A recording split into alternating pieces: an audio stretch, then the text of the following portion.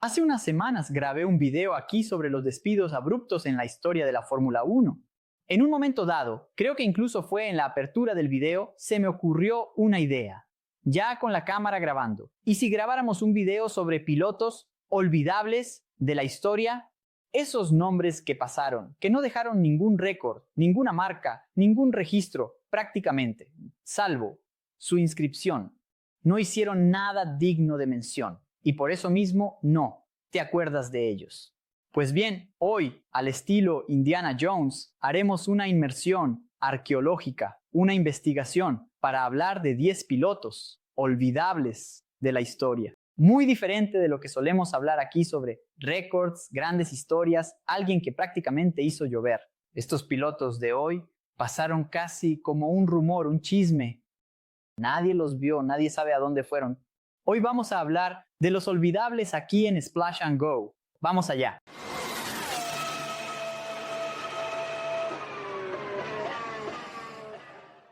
La premisa es que no te acuerdes, ¿no? O que tengas cierta dificultad para relacionar ese nombre con un piloto de Fórmula 1. Por lo tanto, no sirve de nada sugerirme en la caja de comentarios a Andrea de Cesaris, Philippe Alliot, René Arnoux, Satoru Nakajima, etc. Porque de esos sí nos acordamos. Así que si estás pensando en esos tipos, no entendiste la premisa del video. Olvidables. Y acoté nuestra búsqueda entre 1980 y 2024 el año pasado. ¿Por qué? Porque antes de 1980 la Fórmula 1 era un poco más amateur. Había equipos que corrían con 3 autos, otros con uno solo, escuderías que participaban en una sola carrera y no iban a las demás, etc. Así, nuestro universo de búsqueda sería un caos, pero desde 1980 las cosas se volvieron cada vez más profesionales. Y por causa de Ecclestone, los derechos de televisión, el surgimiento de la FOCA, la Asociación de Constructores Ingleses, etc., todo se volvió mucho más organizado. Nació el mecanismo de la superlicencia y demás. ¿Cerrado? Pues bien. ¿Y el primero de ellos? En 1986, nuestro amigo Alan Berg apareció para una breve participación que duró solo 9 grandes premios, todos ellos al volante de los autos de Osella, un equipo pequeño, con recursos aún más limitados. Berg, para sorpresa de nadie, no sumó puntos, un destino que era bastante común para la mayoría de los pilotos que entraban, para hacer esas apariciones fugaces. Pero la curiosidad de la historia de Alan Berg no es solo que vino y no hizo casi nada en la Fórmula 1, sino que después se fue a México y tuvo una carrera relativamente fructífera compitiendo en fórmulas locales. Y más aún, llevó su pasión más allá y empezó a enseñar a pilotos creando la Alan Berg Racing School, una reconocida escuela de pilotaje allá en México, para que veas que no, todo está perdido cuando eres un piloto que llega a la Fórmula 1 y no hace gran cosa. Incluso habiendo vencido a un tal Da Silva en la Fórmula 3 inglesa, Destino. En 1989 apareció en la parrilla de la Fórmula 1 alguien que ya tenía un apellido escrito en la historia de la categoría, Joachim Winkelhock. Fue difícil pronunciar ese apellido, ¿eh?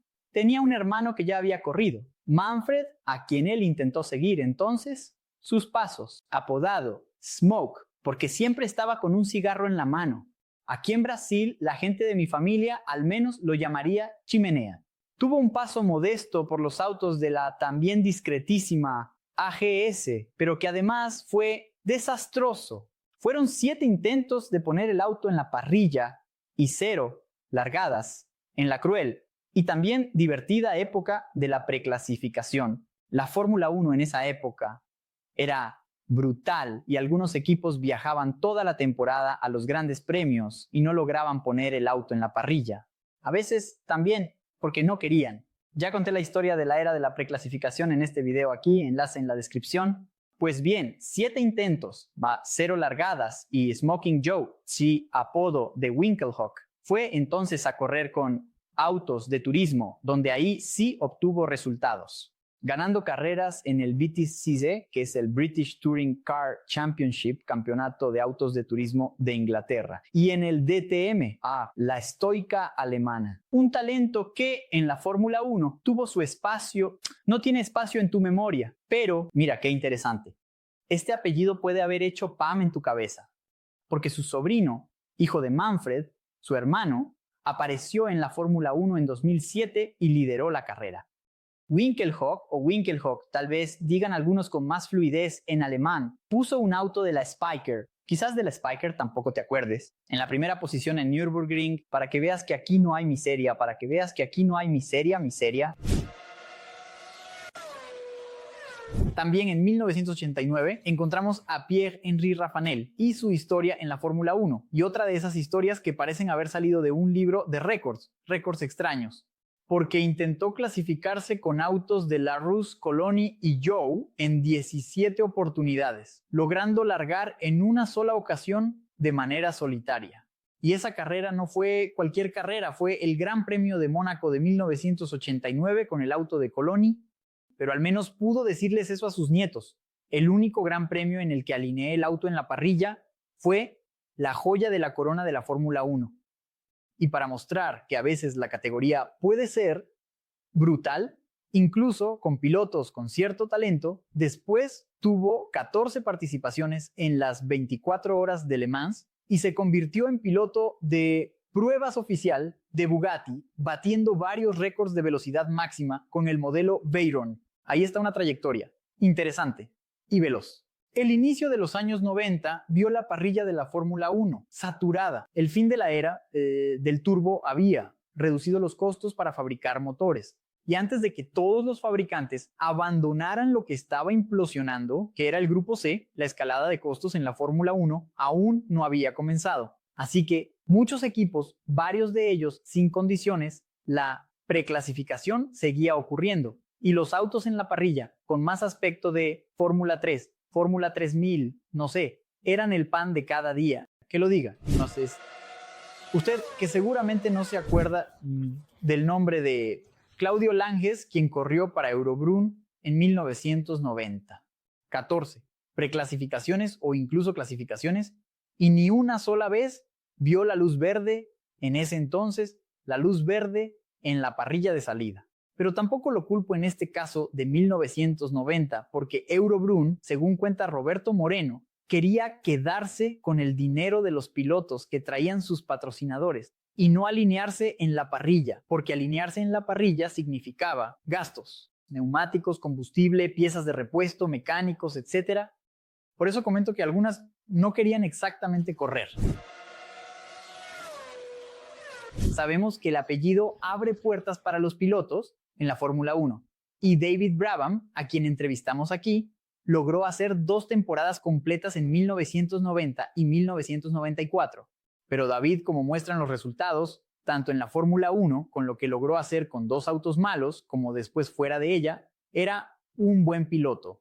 En cambio, su hermano Gary también corrió, bueno, decir que corrió es un poco exagerado, para un equipo malo, y además, fuera de la Fórmula 1, acumuló resultados mucho menos destacados que su hermano. Pero en su caso, le tocó la Life, posiblemente el peor equipo en la historia de la Fórmula 1, tan malo que hacía que la Andrea Moda pareciera seria y estructurada. O por ejemplo, la Lola Mastercard. Sí, tengo la intención de contar todas esas historias. Pero el coche de Life con motor en V, sí, en formato de V de 12 cilindros, era tan malo que muchas veces ni siquiera arrancaba. Cuando arrancaba no avanzaba. Cuando avanzaba solo llegaba hasta fuera del garaje. Cuando salía del garaje se rompía dentro del pit lane. Fueron muy pocas las vueltas completadas por ese cacharro. Y por eso es natural que nunca hayan logrado clasificarse. Sería cómico si no fuera trágico, porque al fin y al cabo ahí había un piloto intentando hacer algo. Para Gary fueron 2 intentos, porque después se fue y vinieron otros candidatos, o en este caso, víctimas. En Estados Unidos y en Brasil, Phoenix e Interlagos. Después de esas experiencias, intentó buscarse la vida, con otras cosas. Llegó a ganar las 12 horas de Sebring, habiendo también conquistado un campeonato en la Fórmula 3000, demostrando de alguna manera que si bien no era tan bueno como su hermano y mucho menos como su padre, al menos la culpa por los resultados de 1990 no era exactamente suya. Incluía este en la lista porque, a pesar de ser un piloto con logros, estoy seguro de que la mayoría de las personas que ven la Fórmula 1, sin profundizar mucho en la información, no lo recuerdan. Entre 1987 y 1994, Yannick Dalmas intentó 49 veces colocar el coche en la parrilla con una incidencia baja. Fueron 4, las largadas. Pero, para ser justos, 4 largadas, 2 puntos sumados. En una época en la que solo los 6 primeros sumaban algún punto. Pero lo que hace que su trayectoria sea particularmente interesante es el impacto de la salud en su carrera, porque fue diagnosticado con una enfermedad, voy a tener que leer para decirlo, legionelosis, que fui a investigar. Es un hongo que afecta los sistemas de aire acondicionado y se aloja en el pulmón, y por eso su carrera se vio interrumpida. Pero si en la Fórmula 1 las cosas no le salieron muy bien, en el mundo del endurance, ahí sí encontró su lugar, porque ganó las 24 horas de Le Mans. 1, 2, 3, 4 veces, con 3 fabricantes diferentes, Peugeot, Porsche y BMW. Un gigante del endurance, sin duda, pero no lo dudo, para ti, un olvidado. El nombre de Andrea Montermini está sin duda ligado a uno de los periodos más oscuros de la historia de la Fórmula 1, porque apareció justamente tras la muerte de Roland Ratzenberger y Ayrton Senna, siendo llamado por Simtek. Ya contamos la historia de este equipo en este video aquí, enlace en la descripción, precisamente para sustituir al austriaco fallecido en Imola, asumiendo el coche solo en Barcelona. Simtek corrió con un solo coche en Mónaco la carrera siguiente, y ya en los entrenamientos libres Montermini sufrió un accidente espectacular que lo dejó fuera. Tuvo fracturas graves en el tobillo y el talón y quedó fuera del resto de la temporada 1994. Pero luego, con autos muy débiles como Pacific y Ford, Corsa, si había alguna posibilidad de lograr algo, ya se había acabado. 20 largadas, 0 puntos. Y una curiosidad, Montermini es uno de los pilotos de menor estatura en la historia de la Fórmula 1, mide 1,57 m, 4 centímetros menos que Yuki Tsunoda, quien en la parrilla actual es el más bajito. Taki Inui es un piloto cuyo nombre no se recuerda, pero con una hazaña inolvidable, porque es aquel piloto que fue atropellado por el coche médico en Hungaroring en 1995. Así es, no recordabas el nombre. Pero la hazaña, hay una buena probabilidad de que sí la recuerdes. Corrió para Simtek en algunas carreras en 1994 y para Footwork Arrows en el 95, en gran parte gracias al apoyo de patrocinadores japoneses que traía. Pero como mencioné, se hizo famoso por un incidente, o mejor dicho, incidentes, en plural, que ocurrieron en el 95. En Mónaco, un coche de seguridad, un Renault Clio, choca contra su Footwork, que estaba parado en medio de la pista, y él milagrosamente sale ileso, aunque el coche termina con el chasis agrietado. Más tarde, en Hungría, su coche sufre una avería, se detiene en una posición peligrosa, se baja, va a buscar un extintor y cuando regresa para apagar el fuego en el coche, es atropellado por el safety car, en este caso el medical car, cae, da una voltereta, Murray Walker comenta cosas graciosas en la transmisión, y así sucesivamente. Y si era un tipo con mala suerte, supo lidiar con eso porque en las redes sociales todo el mundo lo comenta. Sus publicaciones son muy divertidas, incluso con ese humor autocrítico, bromeando sobre las cosas que le sucedieron. A él mismo y al público le encanta. Conocido por un apodo malicioso en el paddock de Johnny Car Wash, que sería una traducción literal de su nombre, Giovanni Lavaggi a Johnny Car Wash, que en otra traducción sería Juan lava autos, por decirlo así. Él aparece frecuentemente en listas de los peores pilotos de la historia de la Fórmula 1 y no les falta razón. Su paso por la Fórmula 1 en 1995 con los autos de Pacific y en el 96 al volante de Minardi estuvo marcado por la falta de competitividad y, no solo eso, también por algunas torpezas bastante graves. Él comenzó tarde en el automovilismo, a los 26 años de edad, mientras que los chicos normalmente empiezan en el karting. Provenía de una familia noble, lo que siempre facilita las cosas, pero también genera sospechas de que hay mucho más dinero que talento y naturalmente no logró clasificarse para varias carreras, teniendo como mejor resultado un 10º lugar. Sin embargo, pasa en nuestro filtro de nombre olvidable, porque no lo recuerdas. Y después de dejar la Fórmula 1, decidió aplicar lo que había aprendido en ese mundo construyendo autos. E hizo el Lavaggi LS, demostrando que, si bien tenía dinero que le abrió puertas para llegar a la Fórmula 1, al menos le gustaba genuinamente este negocio. La década de 2000 trajo al primer piloto de Malasia, por lo tanto malayo, a la Fórmula 1, y él corrió junto a un brasileño en la Minardi.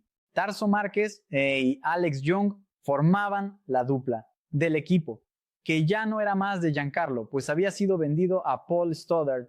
Él tenía apoyo financiero de Malasia, que en este caso ponía dinero en Sauber a través de Petronas, y el plan, naturalmente, era desarrollarlo lejos de los reflectores en Minardi, donde no había presión, para que, quién sabe, pudiera convertirse en algo en un equipo más grande. Pero los planes eran algo optimistas, porque él difícilmente lograba superar la barrera del 7%, y cuando lo lograba, era ya en las últimas posiciones. En la segunda temporada, ya haciendo dupla con Mark Webber, recibió una paliza y en algunas ocasiones fue reemplazado por el inglés Anthony Davidson, también algo olvidable, pero que se hizo más famoso después comentando para la F1 TV. Al final de la temporada 2002, nunca más volveríamos a oír hablar de Alex Young, quien se resiente comentando que su paso no muy feliz por la Fórmula 1 perjudicó el desarrollo del automovilismo en Malasia, porque ya sabes cómo es, ¿no? Seguramente también había algún caseta de Planeta por ahí que se estuvo burlando y demás. Y así, se volvió mucho más difícil para otros pilotos conseguir patrocinio. Porque al fin y al cabo, cuando alguien se convierte en motivo de burla, ya sabes cómo es. Esta lista podría ser mucho más larga y podríamos quedarnos aquí hablando de varios, pero tenemos material, por lo tanto, para hacer una serie. Porque, de memoria, pienso en Max Chilton, Roberto Merhi, Saul Baumgartner, ¿te acuerdas de ese? Giorgio Pantano, Nicolás Chiesa, Scott Speed, en fin, toda una camada. Vamos a quedarnos con 10. Después traemos otros y te invito a que menciones aquí algún nombre olvidable que solo tú recordaste, pero que todos van a decir, Dios mío, ¿cómo no me acordaba del nombre de ese personaje? Reto lanzado. La caja de comentarios es de ustedes y eso incluso ayuda a que el engagement explote. ¿No quieres mencionar el nombre de un piloto? Cuéntanos desde dónde nos ves, deja un emoji, lo que sea. Además, por supuesto, deja tu like, es gratis, no cuesta nada, ya lo sabes, ayuda muchísimo al canal. Hazme ese favor, haznos ese favor. Y no te olvides de dejar tu hype. Pedí todo esto. Y también voy a pedir otra cosa. Estamos participando del premio Some eBest en la categoría de influencer de automóviles y transportes y la estamos rompiendo. Voy a dejar el enlace en la descripción para que votes por nosotros. Empezamos allá en el puesto 240, entramos en el top 50, entramos en el top 20. Estamos en el día de la grabación de este video en la 9ª posición. Pasan los primeros 20, es como un Q1, Q2, Q3. Vamos a ver si llegamos a la final. Con el apoyo de ustedes que generan un nivel de compromiso increíble, ya hemos escalado bastante, así que es muy probable que logremos llegar lejos. ¿De acuerdo?